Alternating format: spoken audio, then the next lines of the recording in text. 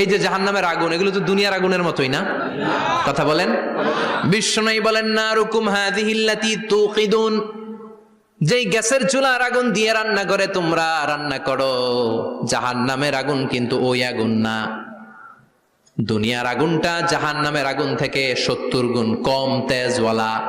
দুনিয়ার আগুন থেকে জাহান্নামের আগুন 70 গুণ বেশি তেজওয়ালা, 70 গুণ বেশি উত্তাপ সম্পন্ন, তেজওয়ালা। এজন্য জাহান্নামের আগুনকে আল্লাহ নামকরণ করেছেন, এটা হলো নারুল্লাহ, আল্লাহর আগুন। কার আগুন? নারুল্লাহিল মুকাদা আল্লাতী তাত্তালিউ আলাল আফইদা।